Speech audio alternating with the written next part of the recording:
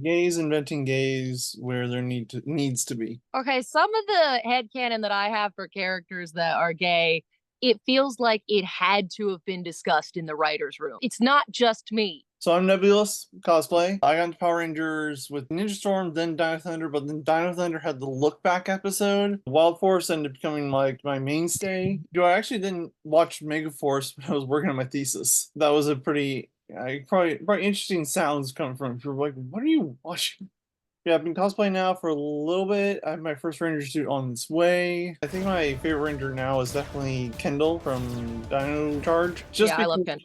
well, she also made people like me who are in the museum industry look like badasses. And like Hmm. I can really appreciate the fact that people are making us not look all stuffy and kind of boring. Because we are fun. Just movies don't seem to understand that. It's funny you mentioned the recap episode in Dino Thunder because I started Power Rangers like only about 5 or 6 years ago, and I started with Dino Charge, and then I picked random ones and kind of watched them out of order. I feel like I watched Dino Charge and then Ninja Steel, and then I watched Ninja Storm because it also had Ninja in the name, and then I ended up watching Time Force. But Dino Charge was probably like the sixth season I watched. I hadn't seen anything from the Zordon era, so it was a really interesting introduction to Tommy Oliver. You could tell from watching the show, you're like, okay, so this guy's been on the show before. He's a big deal. And then they do the whole recap episode, and I was like, okay, well now I know everything. That was very helpful. It is kind of funny because I remember watching a few episodes in the Zordon, like the pre-Disney era, but Hmm. not extensively. And so it was like kind of almost going back and remembering some of the things. Yeah, I watched the Zordon era in order, which I'm glad that I figured out it was like semi a coherent arc because if I had watched it out of order, it would have been a lot less enjoyable and more confusing. That's definitely like you want to watch those 6 seasons like they are one thing. It's almost like it's a bracketed part of the history. And then you go into the various eras. Like Disney kind of exists on its own with the whole like Overdrive Once a Ranger episode. Disney was the kind of the end of the crossover episodes, though. Like they started out so strong with crossover episodes in every season, and then Disney kind of just gave up on it somewhere around like Mystic Force and SPD. For me, I always wondered if Mystic Force SPD just was so hard for them to figure out a monster that would work. They've done a good job in previous seasons that were a little weird. Wasn't that when they switched production to New Zealand and the cost of moving production made it so they couldn't afford to have any of the actors back for a crossover? I thought it was Wild Force to Ninja Storm. Maybe I'm wrong. Oh, yeah, that's probably it. Wild Force and Ninja Storm. Yeah, because we never got a Wild Force Ninja Storm crossover, which well, that would have been awesome. Oh, I love Ninja Storm so much. Well, it's kind of funny because I remember the first cosplay I saw you in was actually Blue Ninja Storm, which is Oh, now the first one of the two Ranger suits I have coming. yes. I want to make the white Wild Force suit, so Hmm. that's why like I thought about it, but I'm like, no, that's one I actually want to see if I can make, and just working on various like getting to that stage of sewing all that. I just replace the zipper on another cosplay. Zippers are hard. I've probably put a zipper in like two things, and they're both rather wonky. Yeah, this one, luckily, I basically just took it's a Power Girl suit. Because the problem is the zipper was so weak. And so luckily I have this place called Remainders near me. And so I was able to buy a length of like a heavier duty zipper. And luckily it was fairly easy just hand sew. The biggest problem I had was trying to get the actual zipper pull to find one that fit. It was 10 for $1. So I got like one of various sizes and it was just struggling for a little bit. So I found one that fit. It's a learning experience. And now I have like 9 zipper pulls. Well, I'm sure you use them if you start, transitioning into making your own cosplays. You're definitely going to need those. I've been slowly making parts over time. It's kind of working up to the things like let's just go full on this at some point. Like Hmm. this jacket, this Yeah, vest was, love was that. hand painted, but it's from Amazon. As there was all little things I had to fix and work on. I mean, I enjoy the process of making. I think that's the thing about cosplay is like you feel like, okay, I'm ready to do this. I want to try and see how this goes. The more you do, the more you learn, and then the more complex it gets. And you're like, oh, I can try that. Oh, I'm gonna try that now. I'm gonna try that, and it just kind of keeps building. Feel like I really need to knuckle down and do like the first couple cosplays that I wanted to do. Cause like when I first started wanting to cosplay Power Rangers, I really wanted to do the Cat Ranger. I still haven't done it. I want to do Dino Charge. I would love to do Dino Charge Green. But the like pattern and like the different texture on the arms and the shoulder piece and all that stuff really stressed me out. Now I feel like I'm competent enough that I could do it. So I need to like actually fulfill the prophecy and do both of those. I love fulfill the prophecy. Yeah, no, that's actually a really valid point. I think Ninja Storm Blue's always been interesting because like I was always kind of curious if the actual suit was a dress over the suit, and now Mhm. at the auction we were able to find out that's exactly how it was. Mine, I don't have the like chainmail texture, which is sad because that's one of my favorite things about their suits. That was too hard to find something like that and too hard to paint it. So Yeah. I just got a plain silver jumpsuit. Someday I'm gonna go and like spend 12 hours and paint all the little crisscrosses all over it. Or you can find just like a mesh fabric that could also save you a lot of energy. True. Just like wear mesh over top of it. That's a great idea. I'm also very known for MacGyvering things. I will figure out some way to do it. That's the way to be. I will not be thwarted. I'll always come up with a way around it. My boss has jokes. She's like, you know, you can buy things, right? I'm like, yeah, that's boring. Well, and when you buy stuff, it's never quite right. Like it never fits right, or it never is the quality that you want and it falls apart, or like the color is wrong. It never works out. Like There's always the little details that are going to bug you forever. I have that dream sometimes of like, oh, I could just buy a cosplay from, a maker and just spend a bunch of money on it and then it would be beautiful. But anytime I've bought a cosplay from anywhere, I've had to alter it because it's never good enough. It's the small things that like it's the really annoying small things. The ones that maybe you might be the only one who knows, but it's like gonna bug you. For me, it's always belts. A lot of those, like the website send you the belt and it's just like a flat thing with the image on it. I need an actual like three-dimensional belt buckle. For me, also the belts, like, because I'm super long, but I'm super thin. So inevitably, I have to end up putting more Velcro or like, cutting the belt down. For this cosplay, these two training shoes, I was actually able to custom order. And so I got the boots were able to fit me, which is great because I have like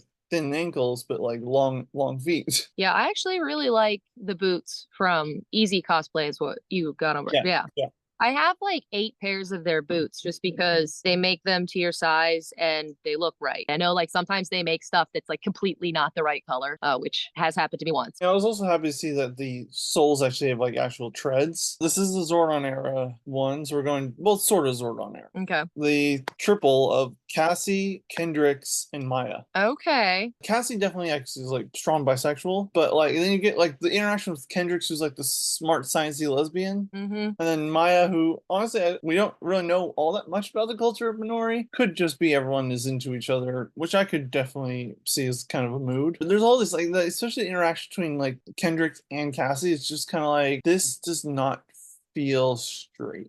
You made me want to rewatch that. That's a really good team up episode too. Fantastic. It's Yeah. also kind of sad, the whole reasoning being the fact that Valerie Vernon had cancer, which she survived. It was a great episode. I think the reasoning for it kind of sucked. It absolutely sucked. Yeah. But she got through it. She's doing better. She was able to come back at the end. I think the whole thing was she got absorbed into the power or something. I don't know if they really explain it so much as just like when they put the Quasar sabers back, they release energy and it's like, I guess it's healing energy because it makes everyone on Miranoi not made of stone anymore. And just like brings her back. Does she return for? Yeah, she's in the crossover with Lightspeed. Lightspeed, yeah. Not Charon. But Right. Charon comes back for the Mega Force Mega Battle. You gotta give him credit, like the whole swapping in Charon, because I know the original plan was have Cassie take over, but honestly, I think it worked out really well having Charon because she almost got her redeeming arc. Yeah, that's way better because also she's currently unaffiliated and like knowing that Cassie's supposed to be with the in space team. If she left them, I'd be like, well, what are they doing? Because now they don't have a Pink Ranger. She's like the first villain to become a Power Ranger, right? And then that's happened like at least one more time because Heckle became a Power Ranger in Cosmic. Of course, when we get to Kelsey the following season. Kelsey's the one where I'm convinced it was intentional. Like the layers, I know it's all like super stereotypical, but like the way that she's designed and her job, like she's always wearing workout clothes and rollerblading, and she's a rock climber professionally. She's always got her arms out, and like her interactions with Chad, I just feel like she's teaching him how to pick up women. He teaches her martial arts, and then she's like, I'm gonna teach you how to talk to women. I'm like, yeah, because you know how to pick up chicks. To be fair, I feel like I've known people who basically fit that model and are lesbians too. Like they were Kelsey in another life, essentially. I love Kelsey. Sasha, she's such a wonderful human being. Got to chat with her at LA Comic Con, which was really fun to do, and just such a sweet human being. Yeah, I've never met a Power Rangers actor that wasn't just really nice. They go out of their way to be kind. Like they'll remember your face, and everything from multiple cons too, which is really incredible. And I think my favorite story is actually connected to Rog played Captain Mitchell. Yeah. Basically, I kind of adopted at my first at Power Morph Con by these two guys who were super high energy, which was fantastic. Great human beings. But we were talking to him, and he actually went off and told us what episodes you can tell his mustache was faking. Oh, nice. They're there because they loved having me in the series. I think it's cool that the fans are able to kind of build those kind of, which you're never gonna do with like the Iron Man. Oh, way too famous to have personal connections. And I mean, that's why I like Power Rangers cons, because they're a little bit smaller than huge conventions, and you actually get to see some of the same cosplayers, hang out with the same groups of people, and you actually get to have real conversations with the actors. oh yeah, well, especially given Power Morph Con, happens every 2 years, more people are able to go. Not having to try and go every year. Mm-hmm. I wish it was every year. I'm also biased because it's in Pasadena, and I am a lazy human being. Yeah, well, and traveling's really not easy. Zordon era theories, I feel very strongly that Zack has a huge crush on Jason, and Jason just has no idea. Yeah. I got that vibe so strong when I was watching it. Like the interactions that they have. I noticed when I first watched Mighty Morphin, like Billy touches the Wibbon a lot more than the other guys. And I think it's because he's a nerd. And so they assume the audience isn't going to be like, he touched her arm, they're a couple. Whereas like if the jock guys did that, everyone would freak out. This is an interesting like psychological thing. Like the nerdy guy is, I guess, less threatening. I don't know. And then I definitely got this feeling because they do a lot of like high fiving. It seems like every time Zack high fives everybody, he's like, yeah, let's go, guys. And then he'll high five Jason and be like, like he gets embarrassed every time they're like touch or do a hug or something. I don't know if that's just their like behind the scenes, like the joking chemistry between Walter Jones and Austin St. John, but it really read to me as he has this like flaming high school crush on his quote unquote best friend, but like we'll never tell him. So you're gonna laugh. I wrote down all the Mighty Morphin like Taekwondo martial arts scene. I literally put it down as the equivalent of the Top Gun volleyball scene. Yeah. There's just so much of it because I went and rewatched it as an adult after, of course, I'd seen Top Gun, and I'm just like, oh my god, it just totally plays into that motif, which I love. And they didn't really do anything similar to that in like later seasons. There were training sessions, but there wasn't like an Angel Grove Youth Center martial arts space. I feel like the closest one is probably Beast Morphers, because the place where they go and hang out. But like in the first episode, there's like a little dojo. It's such a weird place though, because it's like a dojo with a rock climbing wall, and then like a place where you could get smoothies over to the side. But they really don't take advantage of that like they do the juice bar in Mighty Morphin, because they probably throughout the whole show only have like 5 scenes where they're sparring in that place. Like they're there a lot, but they're usually sitting at the table drinking something and talking about whatever's going on in the episode. Well, that's the thing. So you had Dino Thunder had Hayley, who 100% is queer. Yes. Even without the whole supposed ending that they were planning, like, oh, I've heard about this. Yeah, so supposedly the ending was going to be having her gone off to San Francisco with her lover. Oh. Even without that, like, you could tell they were playing that entire time. I wish she'd become a ranger, by the way, but that's a side note. But like her space, it's more of a music space, which makes a little more sense for the series. Yeah. And, like Ethan's gaming space and all that. Like Dino Charge is just the museum cafe. Just to have a place, I guess. To be fair though, I hope you're getting discounts because museum cafes are expensive. I mean, they got in the base in Jungle Fury, they have like a dojo area. I always feel like they do more dancing there than sparring.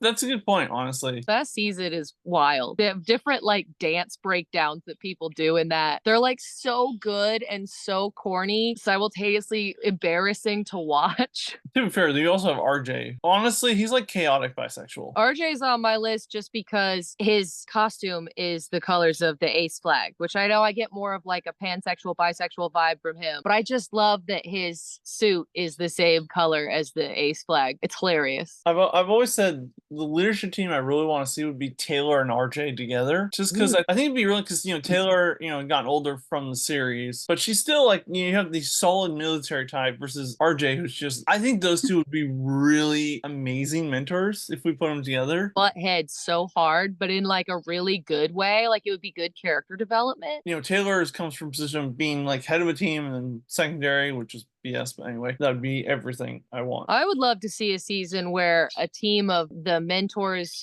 a lot of whom don't get to be Power Rangers, form their own team. Like, you know, if Solon and Dr. K were like hanging out with Captain Mitchell, they get called off to some alien planet to resolve an issue and someone makes morphers for them. Because a lot of those non-Ranger mentor characters are so interesting and they don't get as much screen time as everyone else. It would also be a lot more of a mature show because a lot of those guys are older. And I'd really love to see more, I don't want to say adults because like most of the Power Rangers are adults, but middle-aged to old age people, some variety in the ages on the teams. Yeah, Dino Charge did that for like 2 seconds. Yeah, one episode. And then they didn't get Powers Kendall, which is not the worst thing in the world. I love Kendall, but also, yeah, when you see it, it's only ever briefly, except for like Mystic Force. Yeah. Mystic Force, I think Udana was technically the first Ranger form we saw in Mystic Force. She is, yeah. Also, her suit's fantastic. Then the staff. Mystic Force, it came after SPD, right? Yeah. So you went from this super like high tech,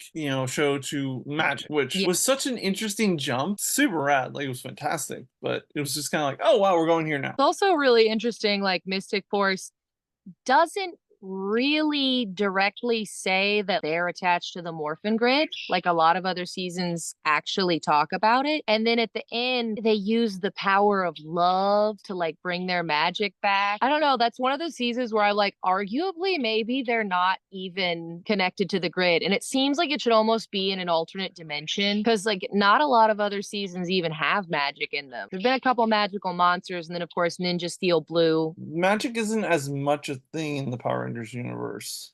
Not really. That might be partly because it's based off of what Japan has produced. Or like, well, we have like Rita, who's technically a witch, becomes Mystic Mother, so I like that arc. I think it was fantastic. I would love to know what Lord Zed's doing at that point. But yeah, no, it's great to see her come back and still has her magic. We know she's good now after the Z Wave. Yeah, villains have always been an interesting thing in Power Rangers because sometimes some seasons you have some really great ones, and then some seasons you're just kind of like, yeah, just sad. My issue was always like Ninja Steel, the whole like game show thing. Like I don't know if I was into that one as much. It's an interesting concept, but also at the end of the day, it's like a plot hole creating machine because you're like, well, they have this entire ship with monsters on it, but they're just gonna send one at a time. It's really hard to come up with an explanation as to why Galvanax doesn't just like go decimate the Rangers if you want the like ninja stars so bad. There have been a couple villains over the years where you're kind of like wondering, like I know you're trying to do this thing, but like it'd be so much easier just to go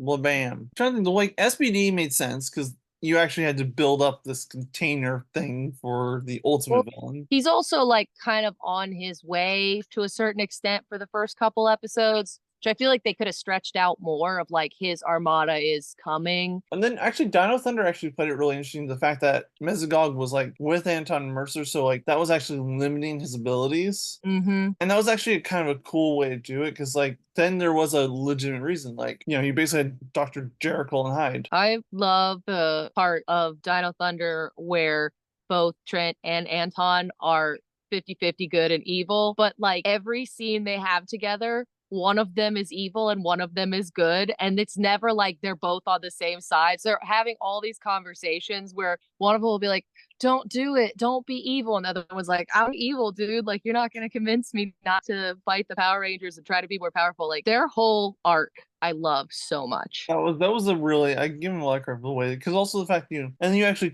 have Trent being this artistic individual. And the whole comic episode was just like fantastic. I think Power Rangers does really well when they do some of the weird one-off episodes. I think those have always been some of the, like the Time Force Wild West time travel episode.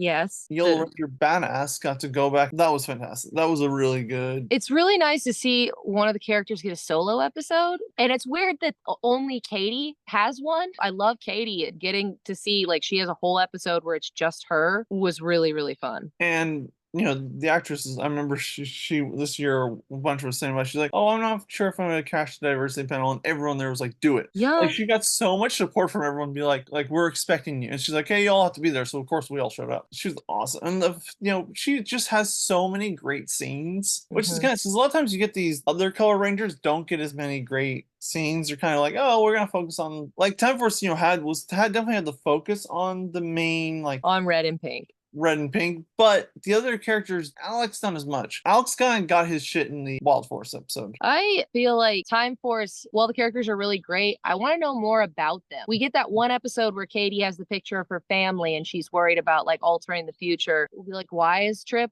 on Earth? What led all of them to join Time Force? I want to know more about Zybrians in general. There's a couple of them in the comic book. I thought it was interesting in the comic they have different colored hair. I would think all Zybrians have green hair, but they went with like they all just have brightly colored hair. Luke is a very interesting character. He's a race car driver. Why would a race car driver become a time cop? I don't know. I wonder if it was like a recruitment thing, like Lightspeed. That's the way I kind of imagine. Like they went through and picked out, the best candidates and everything. The Yellow Ranger in Operation Overdrive is also a race car driver, and that's like the reason they pick her. I mean, Tommy also becomes a race car driver in Turbo.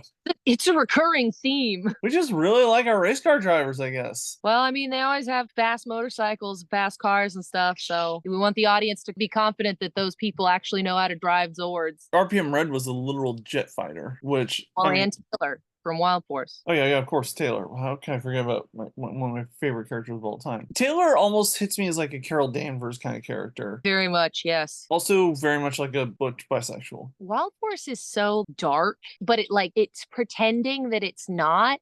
It has all these little moments of like when she doesn't directly acknowledge that she had to kind of like fake her own death, but they do kind of show that like she was a hero and she was in the military and then she had to kind of leave and not tell anybody. And it's the same with the relationship between blanking Max. Max, yes.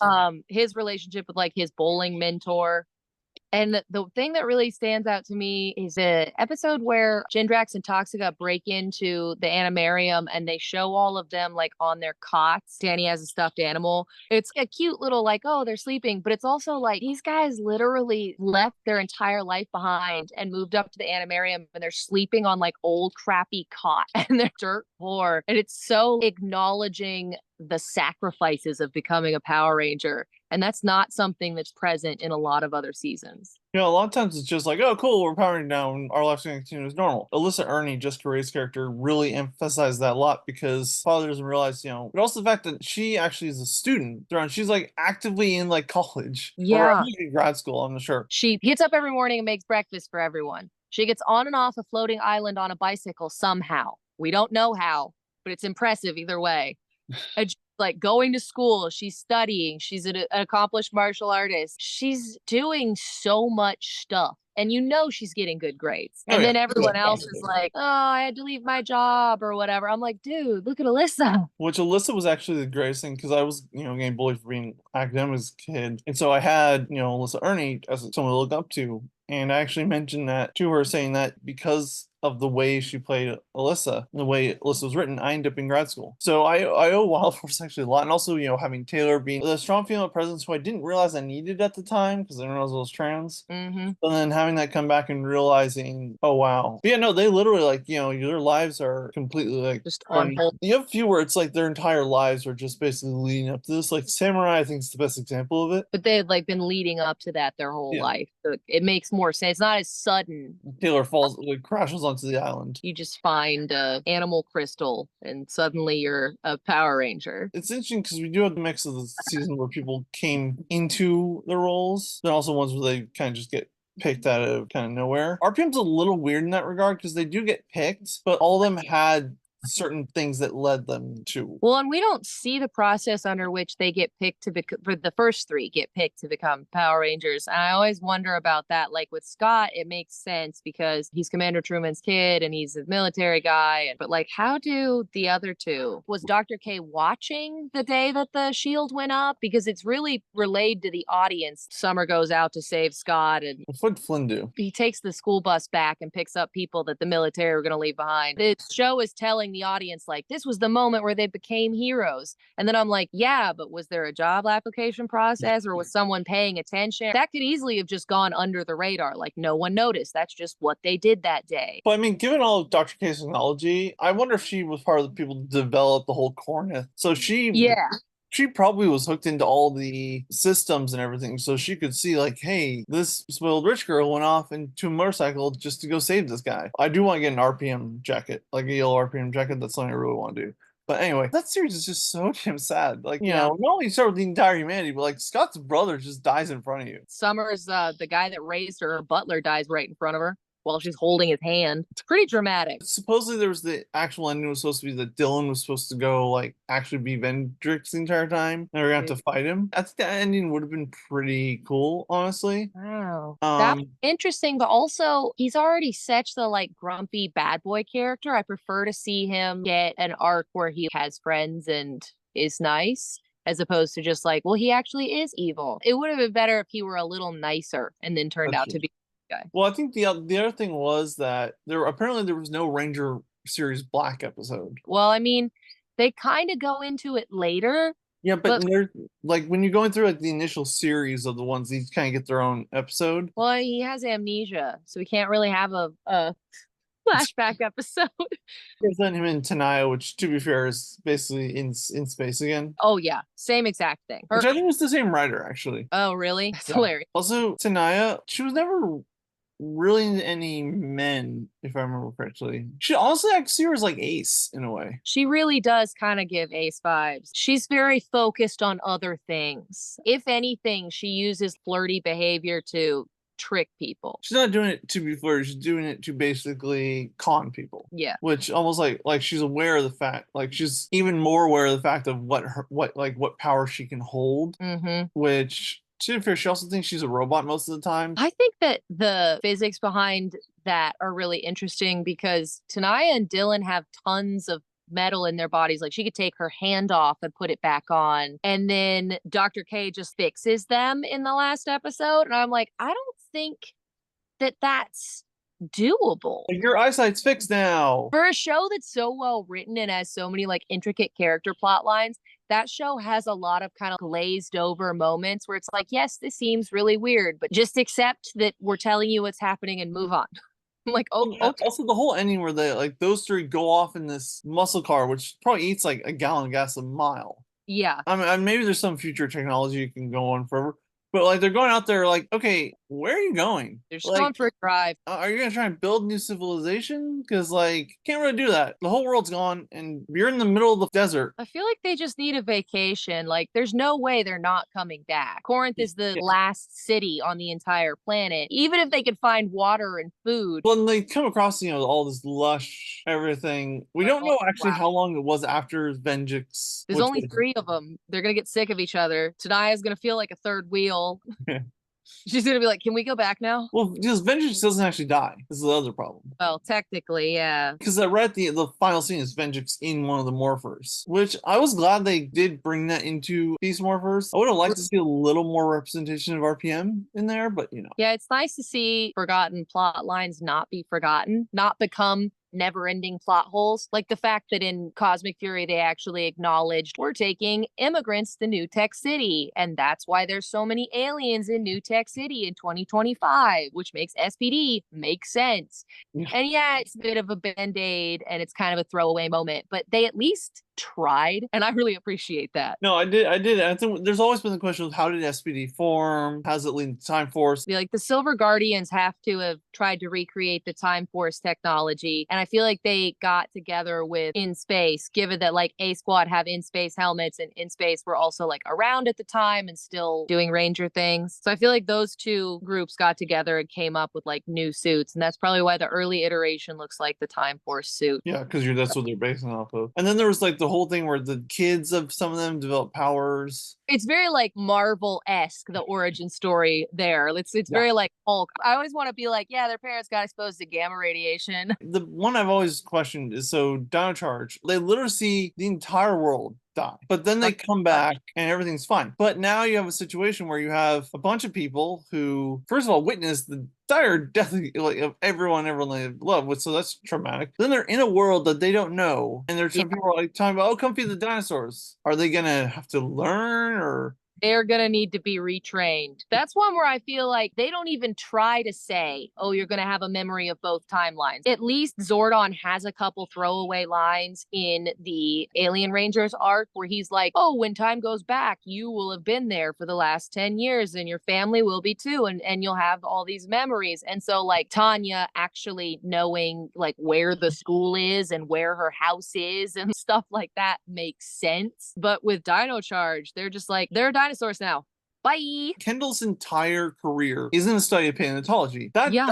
That field is now completely different because dinosaurs are alive. Well, also, she's no longer the curator of a museum because it's not a museum, it's a zoo. So does that mean that now she's the general manager of the zoo? As someone who's in the museum industry, zoos are very different. Very different. If I go into work, I'm dealing with everything is dead.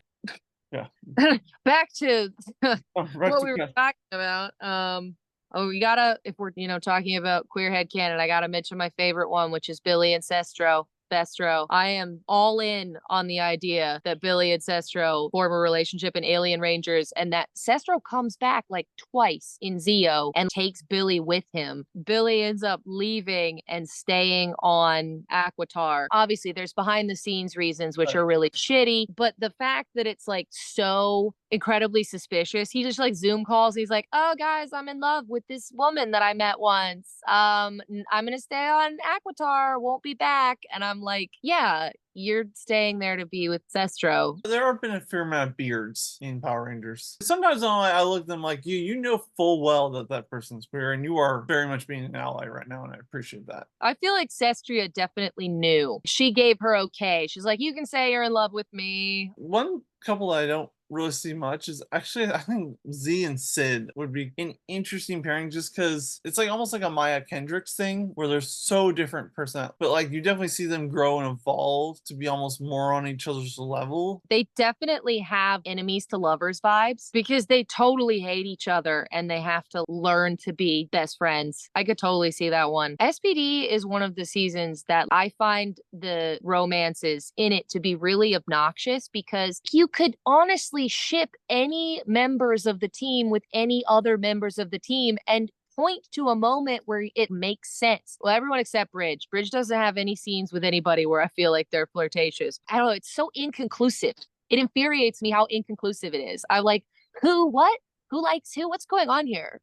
I do find it funny you brought up Bridge because like Bridge has always been the chaotic bisexual non-binary person to me. Bridge was kind of doing his own thing. I love the fact that they brought him back for once and always, not once, once a Ranger. Having him trying to explain why he's now the Red Ranger. Mm-hmm. Of course, then it doesn't answer the question: do Z and Syd then become blue and green? Exactly. Like, why can't the ladies get upgraded to a man color? Such BS. Oh yeah, that's true. At the end, yeah, because Bridge gets upgraded to blue, but the gals stay as 4 and 5. Yeah, which just means they need a new green. But if it's an actual hierarchical color-based system, then Syd is 5. So wouldn't Z and Syd move up? Like Z would become green and Syd would become yellow, and then they would need a new pink ranger? Because I would think that the newbie would be like the lowest ranked on the team. Well, and then you don't actually see them if they did get a newbie. Yeah, they don't show anybody with them.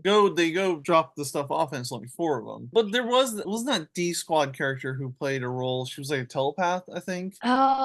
There's a robot at one point. I might be wrong, but It's been a second since I watched SPD. I mean, there easily could be a telepathic character. They have a lot of like other general people who are a part of SPD running around in random episodes. Viable options for potentially getting upgraded to Rangers. Maybe Boom becomes the Pink Ranger. I could see Boom doing that, honestly. Boom would be a good Pink Ranger. Well, then Kat is always someone. There's a lot of people arguing with her what she was supposed to end up with Doggy. I know a lot of people ship those two because of the episode where she gets kidnapped. There's a part where like they sit down and are having like a meaningful conversation alone. I've only ever gotten EFF's vibes from that. She's not a very emotional person and not a lot of people know his past and his trauma. So it's kind of a bonding moment where she knows what's up with him and she's actually willing to comfort him, which I mean, he's mourning his wife actively. It's been a couple years. Doesn't seem like he's ready for dating. For me, the whole relationship was similar to like a Mariah Hill and Nick Fury kind of vibe. Yeah. Where suddenly someone who's a subordinate, but also someone that's like so heavily trusted. Mariah Hill being constantly exasperated at crap everyone else is doing is like very much Kat. Yeah. Like, okay, y'all are just gonna ignore doctor's orders. The fact that when Kat leaves, the entire place completely falls apart.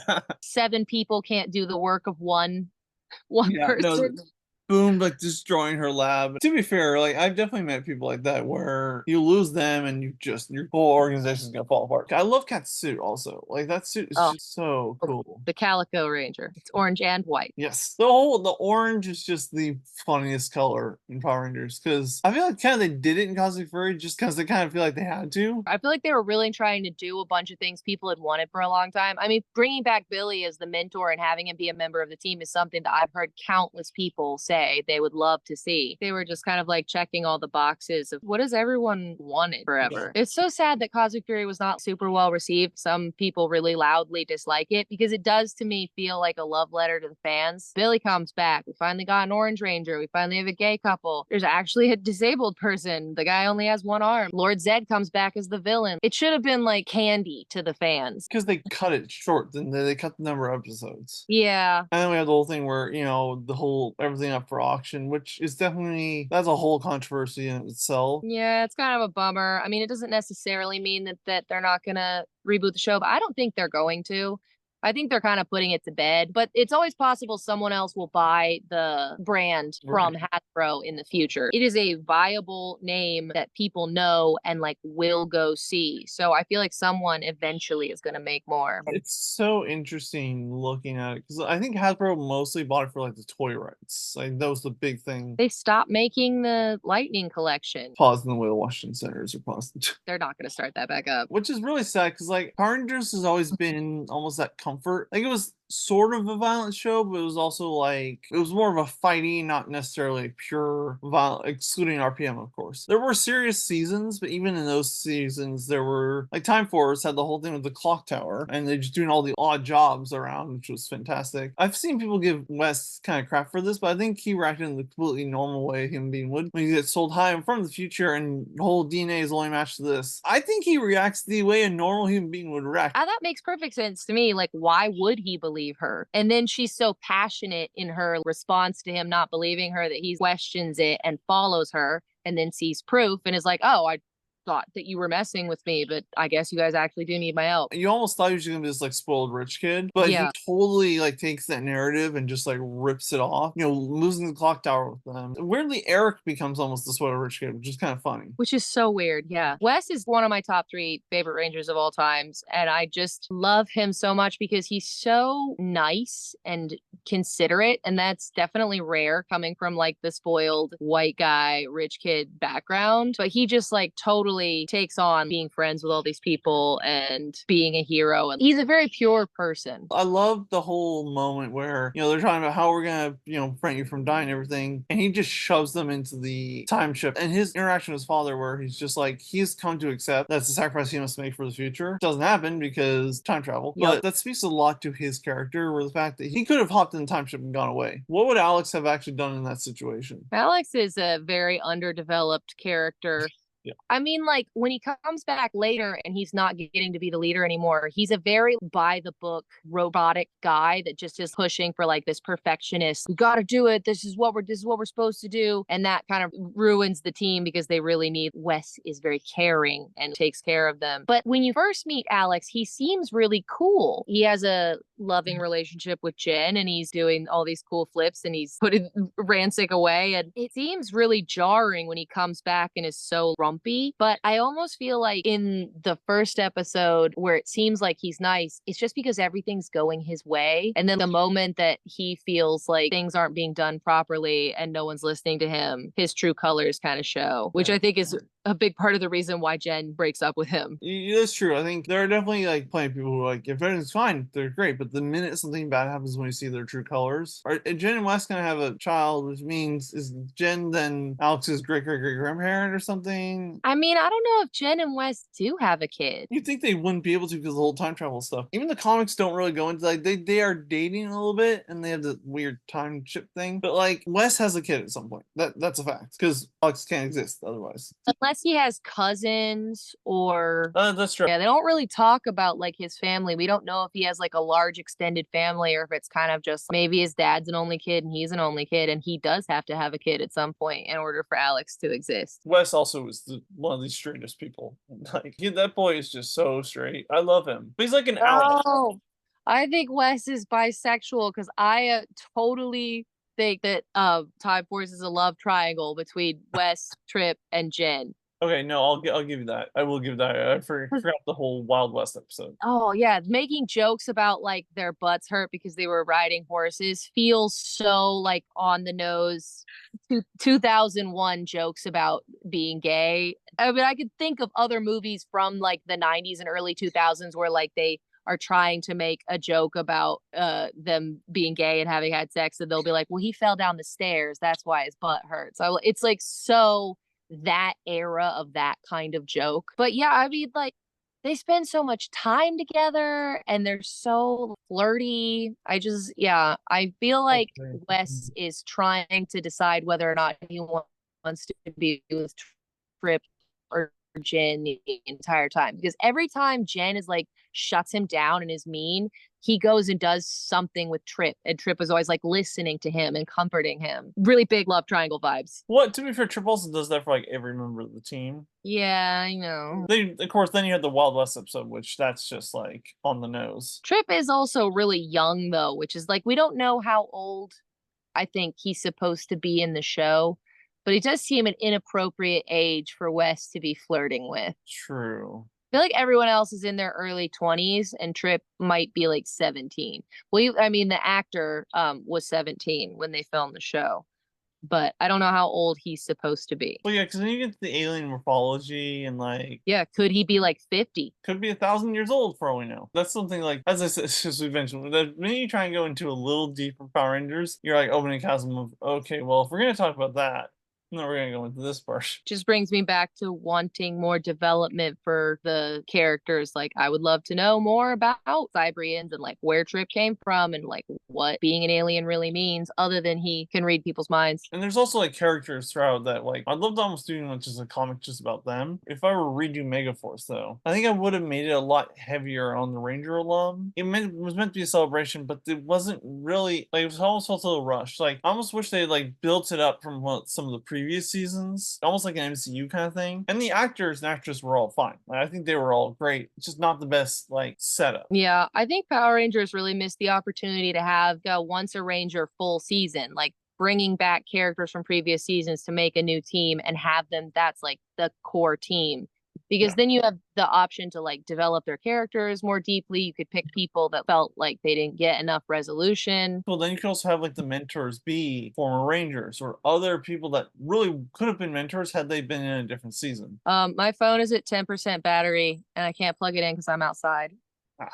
The dangers of outside. This is really fun. Definitely something we should do more because this was a genuinely good time. Because I think the funny is you and I agree on a lot of things, and when we disagree, it's more of a playful. I had a really good time. I don't know if we really stuck to our intended bullet points. We kind of just let it go, which I think we got into some really interesting areas, though. Not only queer, but just the general, like, what is it that Power Rangers is about?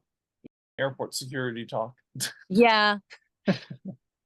Power Rangers fans complain about airport security. Riveting.